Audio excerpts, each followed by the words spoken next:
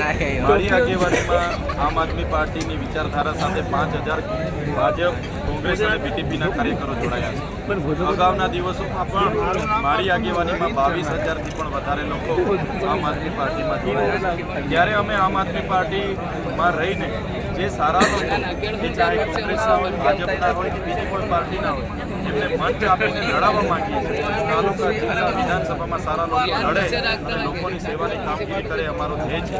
ત્યારે ચૈતર વસાવા ભાજપમાં જાય છે, ભાજપમાં જાય છે એમ કરીને ભાજપના નેતાઓ જ અફવાઓ ફેલાવે છે અને ભાજપના નેતાઓ જ લોકોને ગેરમાર્ગે દોરે છે। ત્યારે ચૈતર વસાવાએ અગાઉ પણ લાગી પડી છે આમ આદમી પાર્ટીના કાર્યકારી પ્રદેશ પ્રમુખની જવાબદારી છે। આવનારા દિવસોમાં આ વિસ્તારમાં આમ આદમી પાર્ટી કરવાનું કામ અમારું છે જે અમે કરી રહ્યા છીએ। અમે ક્યારે ભારતીય જનતા પાર્ટીમાં જોડાવાના નથી। અમારા સાંસદ 35 વર્ષથી ભારતીય જનતા પાર્ટીમાં છે, 8 ટર્મથી સાંસદ છે, મંત્રી હતા ગુજરાતમાં, કેન્દ્રમાં મંત્રી હતા, એમના ગામનો રસ્તો પણ એમના સરકારમાં બન્યો નથી। તો અમારે ભાજપમાં જઈને શું કામ છે?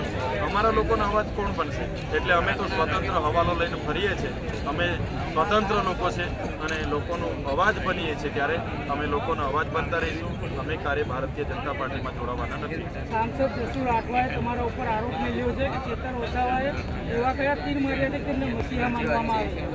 ચૈતર વસાવા ક્યારે પણ સ્ટેજ પરથી એવું નથી કહેતા કે મારે મસીહા બસિયા ક્યારે કોઈને બનવું નથી। બસ મારે તો આટલી નાની ઉંમરમાં અમારા લોકોએ આટલો બધો પ્રેમ આપ્યો, મને લાગણીસભર મારો કાર્યક્રમ થાય છે, પોતાના ખર્ચે મને બોલાવે છે, મારું ફુલહારથી સ્વાગત કરે, સન્માન કરે છે, એ જ મારા માટે બહુ મોટી વાત છે। સાંસદને ખબર હોવી જોઈએ એમના નેતાઓ ભાજપમાં લઈ જવા માટે કેટલું બધું મારા પર દબાણ કરે છે, છતાં હું ભાજપમાં નથી જતો। અને એમણે તો એટલે સુધી અમને ઓફરો કરી કે ભાઈ મંત્રી બનાવીશું, મંત્રી બની જઈશું, બંગલાઓ થઈ જશે, પૈસાઓ થઈ જશે, ગાડી ઘોડા થઈ જશે, પણ અમારા સમાજનો અવાજ કોણ બનશે? એટલે અમે અમારા સમાજ સાથે છે અને અમે ક્યારે ભાજપમાં જોડાવાના નથી કે અમે કોઈ એવું મસીહા બનવા માટે અમે કંઈ નીકળ્યા નથી। અમે તો અમારા લોકોના કામ કરવા માટે નીકળ્યા છીએ।